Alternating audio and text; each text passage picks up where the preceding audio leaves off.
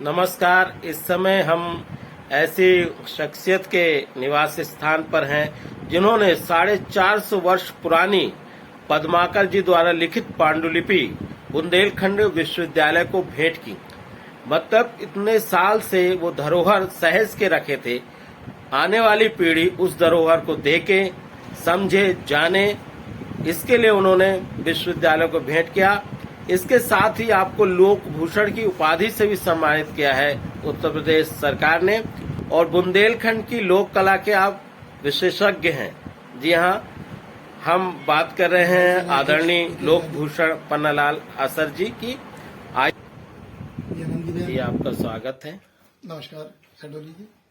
बुंदेली लोक विधाओं के बारे में और आपने जो पद्माकर जी की पांडुलिपि भेंट की है उसके बारे में बताइए। सडोली जी, बुंदेली लोक विधाओं के बारे में तो देखिए, हमारी जो संस्कार संस्कृति है, हमारी जो लोक संस्कृति है, लोक जनमानस की आत्मा होती है। और बिना हमारी लोक उत्सवों में, जितने भी लोक उत्सव हैं बुंदेलखंड में, उसमें गायन वादन नृत्य, ऐसा कोई सा भी संस्कार नहीं है जो बिना गायन वादन नृत्य के संपन्न हो। चाहे वह बचपन से लेकर के, शिशु के जन्म से लेकर मनुष्य के अंतिम पहलू तक लोक संस्कारों का होना हमारे सदियों का एक प्रमाण है। और जिसके बलबूते पे हमारी परंपराएं, रीति रिवाज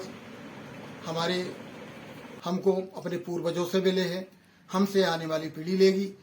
तो परंपरा, रीति रिवाज से के ताल्लुकात हम ये कहना चाहेंगे कि जिस क्षेत्र में हम रहते हैं उसका खान पान क्या है, उसकी रहन सहन क्या है, उसकी वेशभूषा क्या है, और वो क्यों प्रसिद्ध है।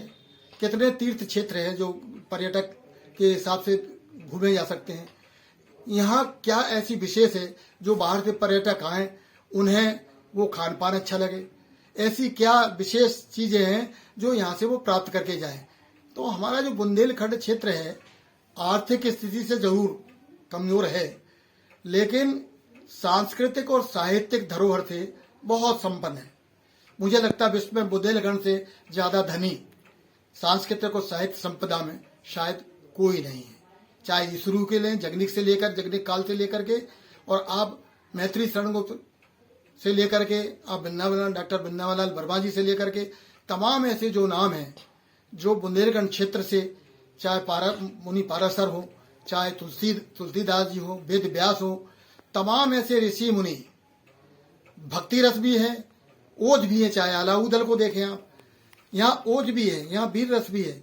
तो मेरा कहने का मतलब है 9 रसों और 7 रंगों का एक समुच्चय है बुंदेलखंड, और यह लोक संस्कृति में समाहित है। बिना इसके हमारे कोई भी कार्य संपन्न नहीं हो सकते। ये तो हमारी बुंदेलखंड की संस्कृति और संस्कार और लोक विधाओं के संदर्भ में मैंने आपको बताया। जहां तक हमारी संस्कृति से हम दूर रहेंगे तो हम पाश्चात्य की तरफ भागेंगे।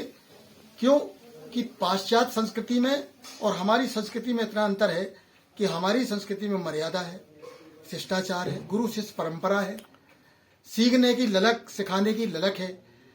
लेकिन पाश्चात्य सभ्यता इस ओर नहीं है। पाश्चात्य सभ्यता बिल्कुल इसके विपरीत है। तो हमें अपने संस्कार, मर्यादा, छोटे बड़े का जो मान सम्मान है वो हमें अपनी संस्कृति से मिला है।